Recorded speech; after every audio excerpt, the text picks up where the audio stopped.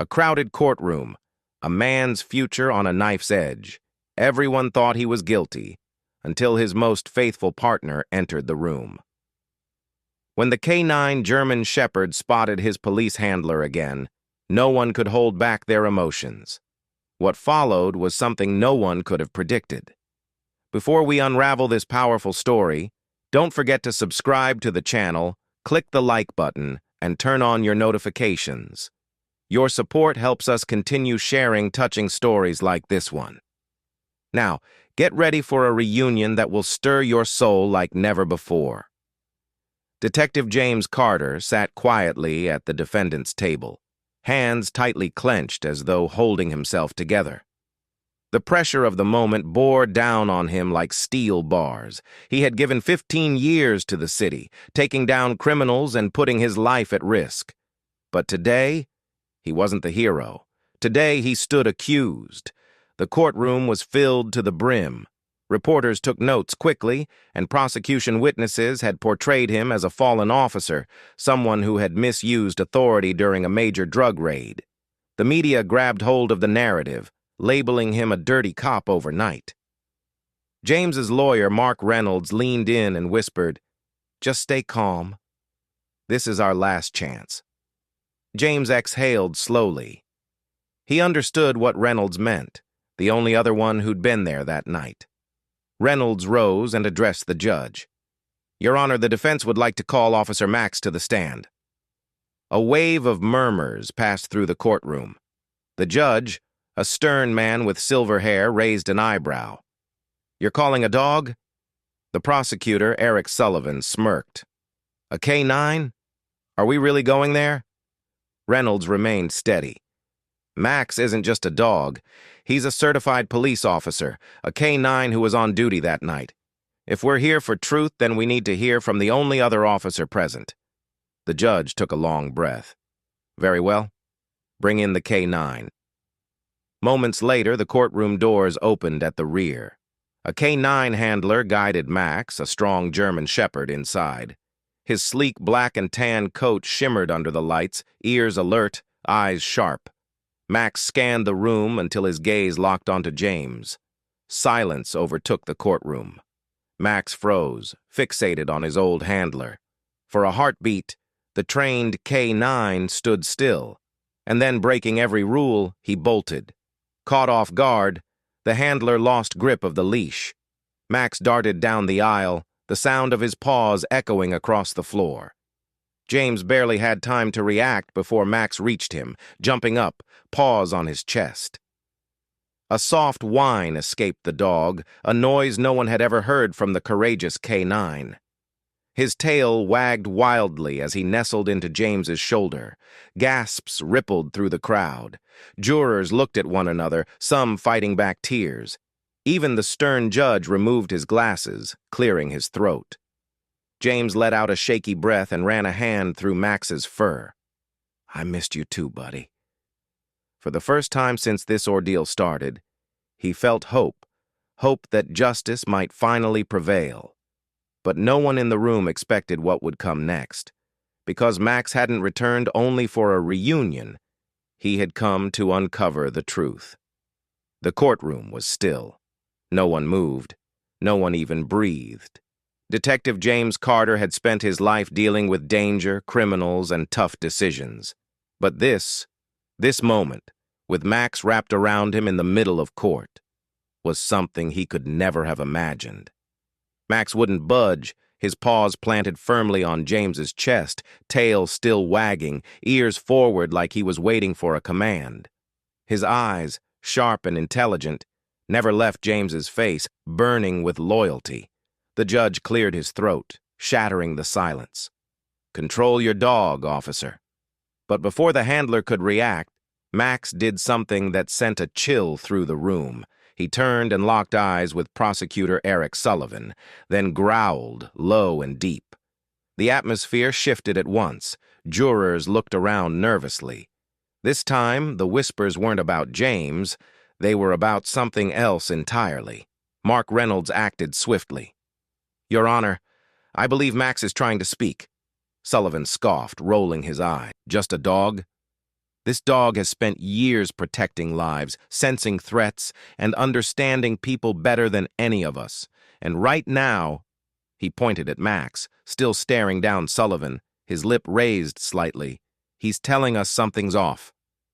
Max dropped his head low, eyes still fixed on Sullivan, and let out another deep growl. For the first time, the once confident prosecutor looked nervous. The judge narrowed his gaze. Does this dog's behavior suggest there's more we need to know? Reynolds nodded. Max was there that night. He knows what happened. More importantly, he knows who to trust and who not to. The room fell into heavy silence once more. James gently stroked Max's fur, his voice calm but full of emotion. Certainty. Max never growled without a reason. And just like that, the jury was no longer observing a trial. They were witnessing the truth unfold right before them. But nobody could have predicted what happened next, because Max wasn't finished exposing what he knew. The courtroom buzzed with energy, an intensity that made even the most experienced officials shift uneasily. Max's low, growling sound rumbled through the air, his body tense, eyes fixated on Prosecutor Eric Sullivan like a hunter watching its target. James Carter gently laid his hand on Max's back. Easy, buddy. His tone was calm, but his heart pounded.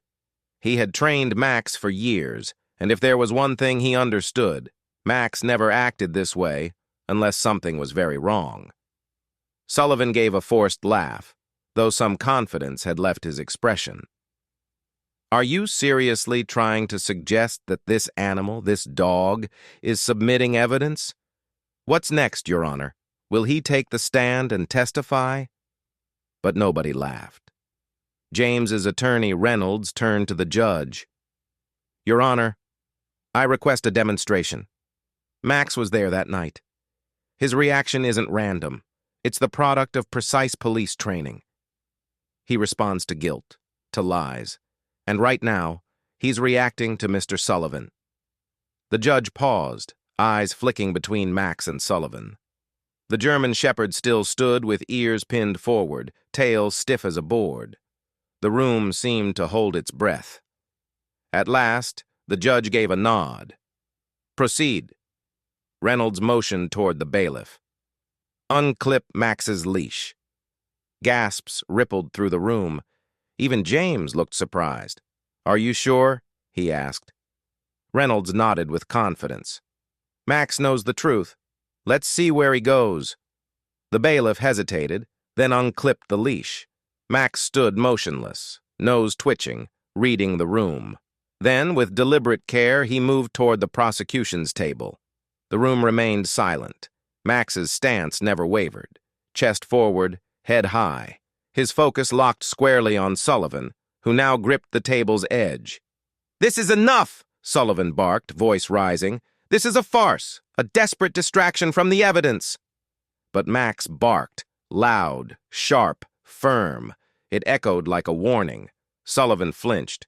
The jury leaned forward. The judge tensed, hands gripping his gavel. Max stepped forward again and let out a second, louder bark. His teeth showed, not in aggression, but in certainty. Then he stopped. Saturday, right in front of Sullivan. The room froze. Everyone knew what it meant. Max was a detection dog. He'd been trained to sit when he found something, or someone, guilty. Sullivan's face turned pale. Reynolds didn't miss a beat. Ladies and gentlemen of the jury, you have just seen what officers trust with their lives every day. A K-9 trained to detect deception. Max was at the crime scene. He saw what happened. And now he's revealing what we should have known from the beginning. James felt a powerful wave rise in his chest. For the first time since his arrest, he wasn't the one being judged. Everyone in the courtroom saw it, and no one was prepared for what came next. It felt like the whole courtroom slowed to a crawl. Max remained sitting firm in front of Sullivan, commanding the room like a living piece of testimony. Jury members leaned closer, eyes wide with a mix of shock and curiosity. At the defense table, James Carter's heart pounded. What Max had just done spoke louder than any statement or document. He had shifted the narrative entirely.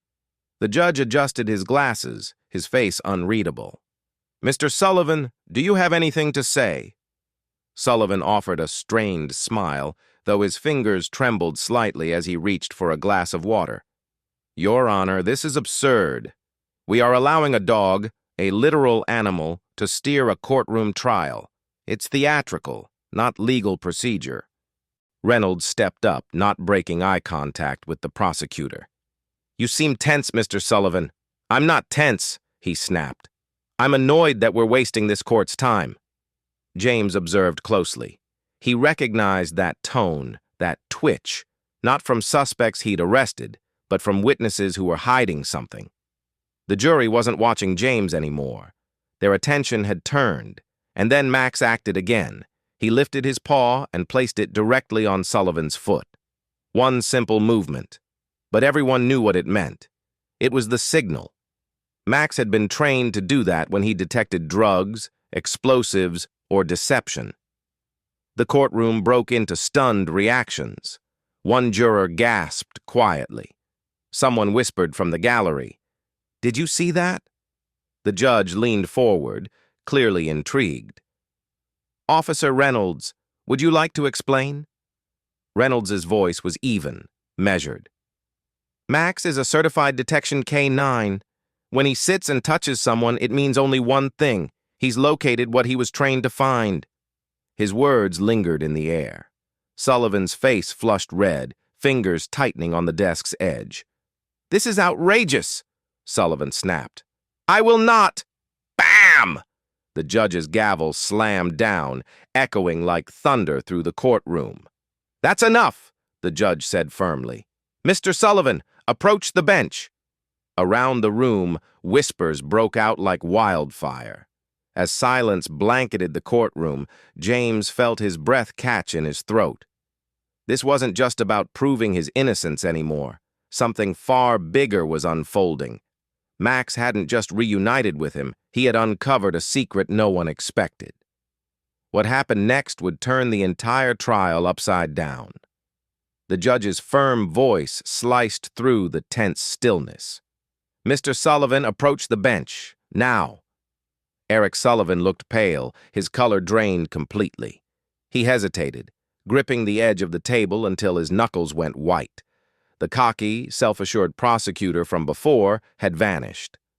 Max remained unmoved, his paw still resting on Sullivan's foot, his intense gaze never wavering.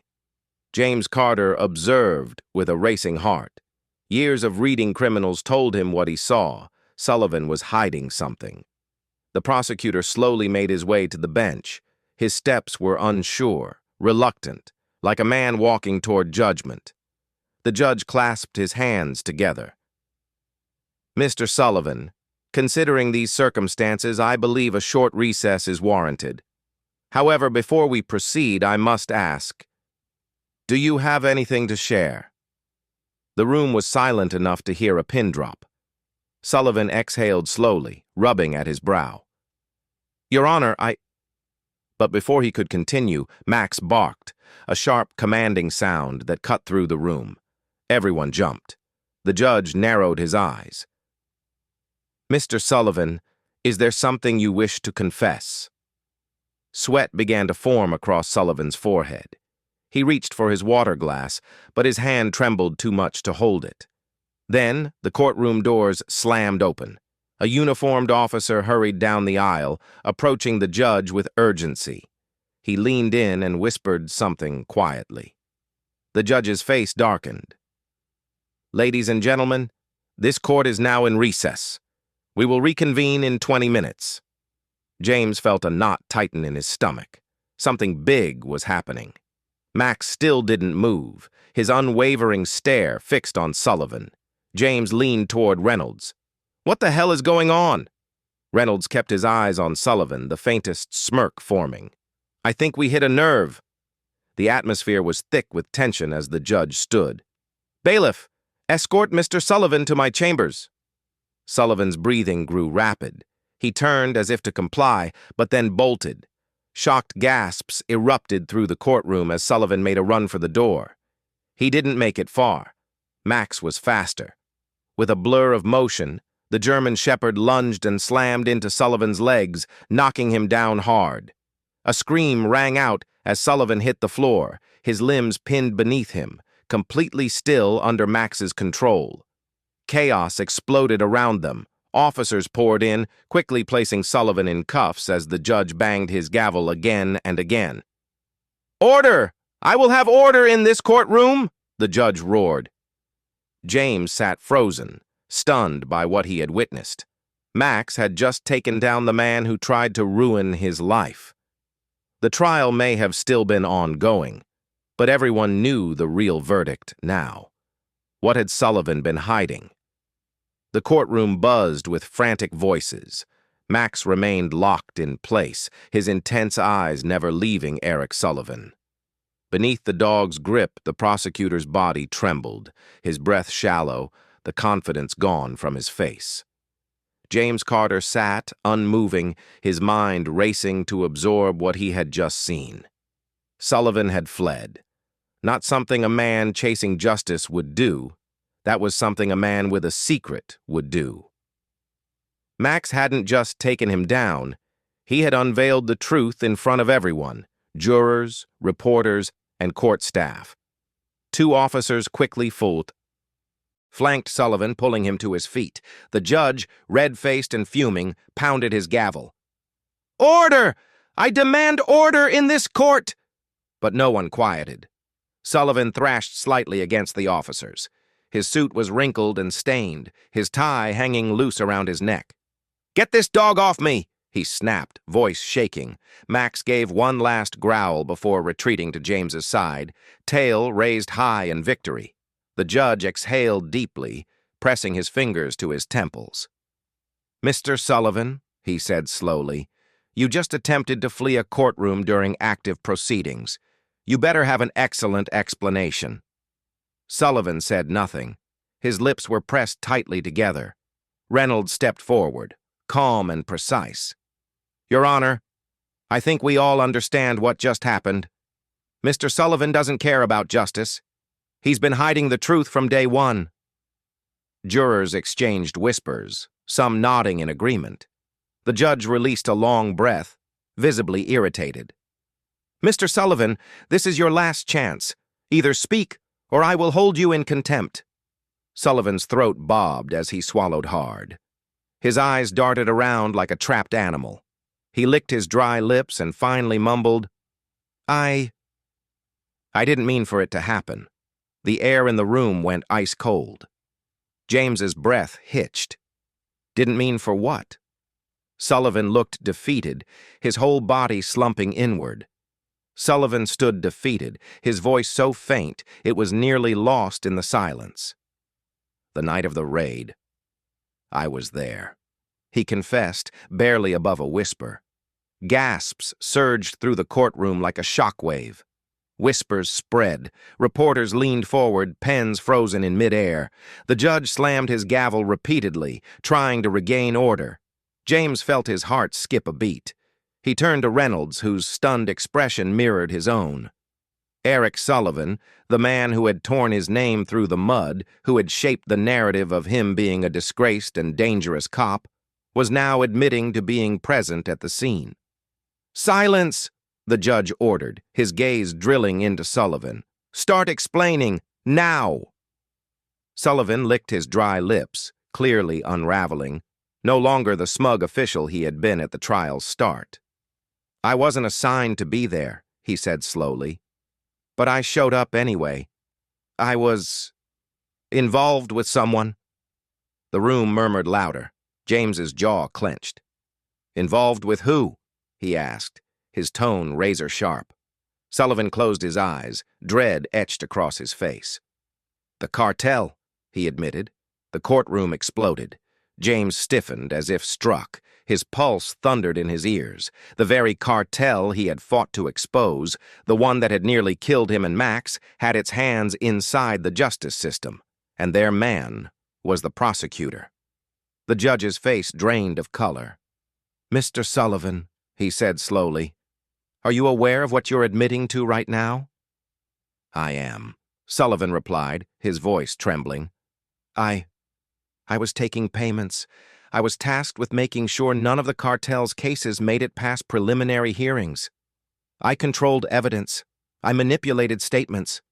When the raid happened, I wasn't supposed to be there, but I was monitoring it. The words hit James like a gut punch. That night had never sat right with him. He and Max had gone in alone, despite protocol requiring backup. They had walked straight into a trap. Now the pieces fit. When I realized Carter wasn't supposed to know, Sullivan continued, and he went in anyway. I panicked. He found what he wasn't meant to. He and that dog uncovered drugs, documents. So I twisted the narrative before he could speak. I said he used excessive force. I said Max had misfired. I framed him. James stood frozen, rage and disbelief coiled in his chest like a spring. You destroyed everything, he said quietly. My name, my job, my life. I didn't know what else to do, Sullivan said, voice cracking. They were watching me too. I had to protect myself. Reynolds turned sharply to the judge. Your Honor, I believe this is sufficient to exonerate Detective Carter entirely. The judge, clearly shaken, nodded slowly. Agreed. He gestured to the bailiff. Take Mr. Sullivan into custody. The two officers didn't hesitate. They stepped forward, cuffed Sullivan, and began walking him toward the exit. He didn't resist. But just as they reached the courtroom doors, Max let out one final, thunderous bark.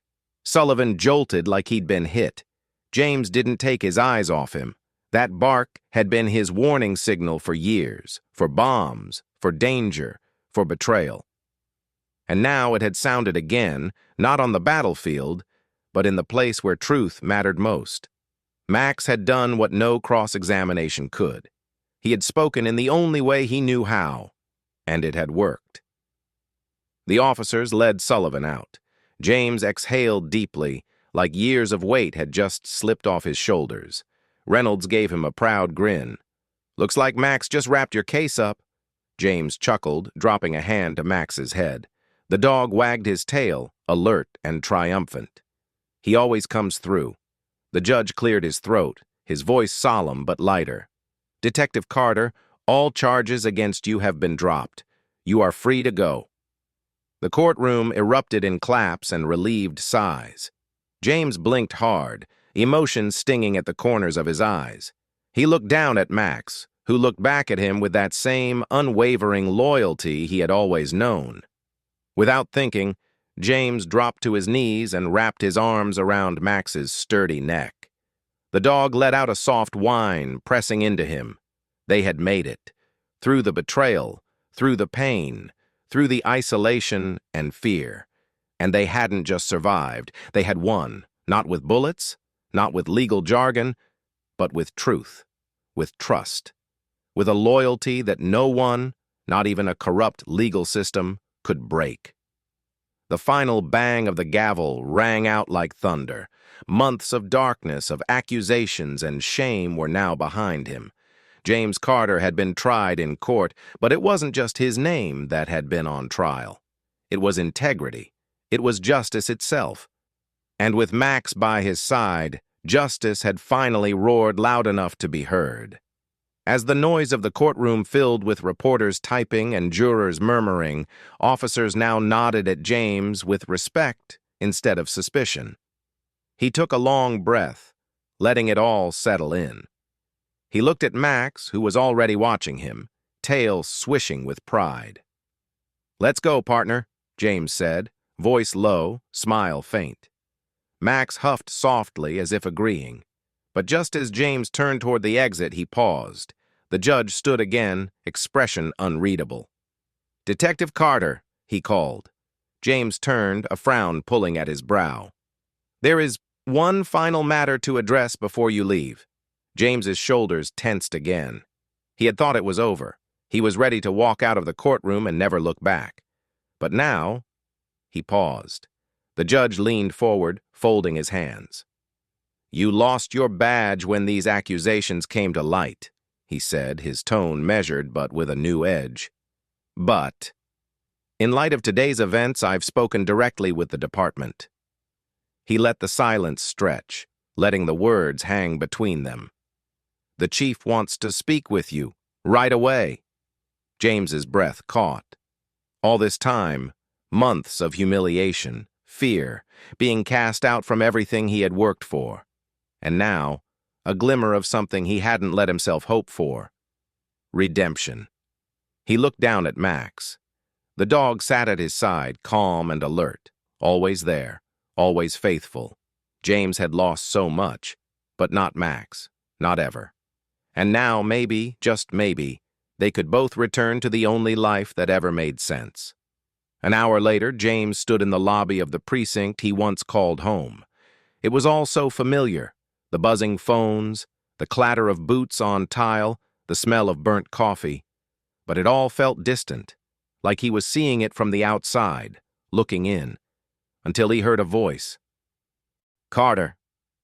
He turned and saw Chief Raymond Porter, his former mentor, the man who had believed in him, until he was forced to turn away.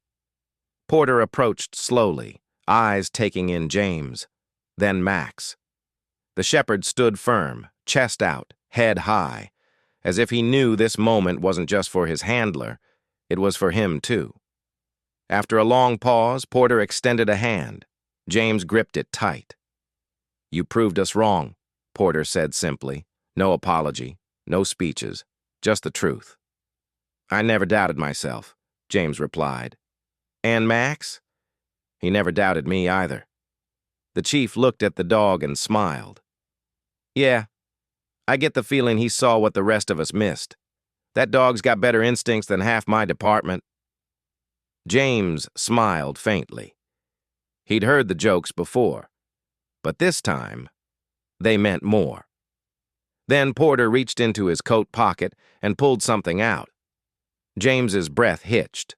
A badge, polished, untarnished. The same badge that had been stripped from him when he'd been labeled a disgrace. But Porter didn't hand it to him. He set it on the desk. "This isn't a reward," the chief said quietly. "If you take that back, I expect him back. The cop who never let anyone down. The one who fought like hell for the truth, no matter the fallout." James stared at the badge, and then, with steady hands, he picked it up.